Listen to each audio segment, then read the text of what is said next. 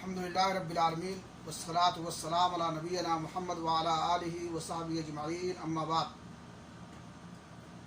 محترم ناظرین و سامعین، یہ مہینہ جو ہم پر سایہ فگن ہے، یہ محرم الحرام کا مہینہ ہے اور اسلامی سال کا یہ پہلا مہینہ ہے۔ اللہ رب العالمین کی نگاہ میں اس مہینے کی حرمت و تقدس ہے، اس لیے کہ یہ اشہر حرم میں سے ہے۔ اللہ کے نبی جناب محمد رسول اللہ صلی اللہ علیہ وسلم کا معمول و دستور ہوتا تھا کہ آپ اس ماہ میں 10 محرم کا روزہ رکھتے تھے۔ پھر آپ جب مدینہ تشریف لے گئے ہجرت کر کے، تو وہاں دیکھا کہ یہودی قوم بھی 10 محرم کو روزہ رکھتی ہے۔ تو آپ صلی اللہ علیہ وسلم نے ان سے سوال کیا اور پوچھا کہ تم لوگ عاشورہ کے دن روزہ کیوں رکھتے ہو؟ تو ان لوگوں نے کہا کہ آج کا دن وہ دن ہے کہ اللہ رب العالمین نے فرعون کے تشدد اور اس کے ظلم سے ہم کو نجات دیا تھا۔ موسیٰ علیہ السلام کو اللہ رب العالمین نے جب بنو اسرائیل کے ساتھ سے نجات دیا فرعون کے تشدد اس کے ظلم سے، تو موسیٰ علیہ السلام نے اللہ رب العالمین کے شکریہ میں روزہ رکھا۔ تو اللہ کے رسول صلی اللہ علیہ وسلم نے فرمایا کہ ہم موسیٰ علیہ السلام سے موافقت کے تم سے زیادہ حقدار ہیں، اس لیے آپ نے بھی روزہ رکھا اور صحابہ کرام کو بھی روزہ رکھنے کا حکم دیا۔ پھر جب رمضان کا روزہ فرض ہو گیا تو اس کی فرضیت منسوخ ہو گئی، لیکن استحباب باقی رہا۔ اب جس کا جی چاہے وہ 10 محرم کو روزہ رکھے اور جس کا جی چاہے نہ رکھے، لیکن اس کی بڑی فضیلت ہے۔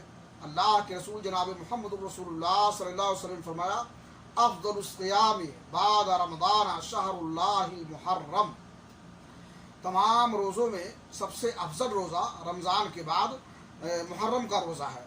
وافضل الصلوات بعد المکتوبہ صلاۃ اللیل، اور تمام نفلی نمازوں میں سب سے افضل نماز فرض کے بعد جو ہے وہ رات کا قیام کرنا ہے، یا قیام اللیل ہے یا تہجد کی نماز ہے۔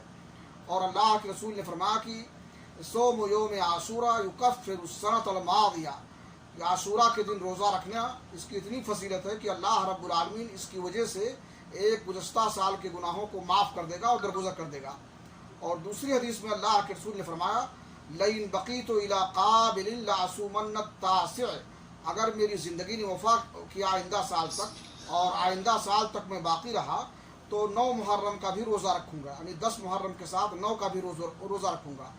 یہ اس وجہ سے اللہ کے رسول نے فرمایا کہ بہت سارے امور میں آپ نے یہودیوں کی مخالفت کی ہے اور اہل کتاب کی مخالفت کرنے کا حکم بھی دیا ہے، اس لیے اللہ کے رسول نے یہودیوں کی مخالفت میں کہا کہ آئندہ سال تک اگر میں زندہ رہا تو 9 محرم کا بھی روزہ رکھوں گا۔ اس لیے افضل یہ ہے کہ 2 دن روزہ رکھا جائے، 9 محرم کو اور 10 محرم کو، اور اگر ایسا نہ کر سکے انسان تو صرف 10 محرم کا روزہ رکھے۔ بعض لوگ جو یہ جانتے ہیں اور یہ مشہور ہے لوگوں میں کہ 10 محرم کے ساتھ 9 محرم کو روزہ رکھ لے یا 10 کے ساتھ 11 کا روزہ رکھ لے، تو یہ روایت تو ہے مسند احمد کی، لیکن صحیح نہیں ہے۔ اس لیے افضل اور بہتر یہ ہے کہ 9 اور 10 کا روزہ رکھا جائے۔ اگر ایسا نہ ہو سکے صرف 10 محرم کا کوئی روزہ رکھ لے تو بھی یہ فضیلت مل جائے گی اسے کہ اللہ رب العالمین اس کی برکت سے ایک سال کے گناہوں کو درگزر کر دے گا اور معاف کر دے گا۔ اللہ رب العالمین سے دعا ہے کہ اللہ تعالیٰ ہمیں شرعی احکام سمجھنے کی، ان پر عمل کرنے کی توفیق عطا فرمائے۔ تقبل یا رب العالمین، وصلی اللہ علیہ نبینا محمد وعلی آلہ وصحبہ اجمعین، والسلام علیکم ورحمۃ اللہ وبرکاتہ۔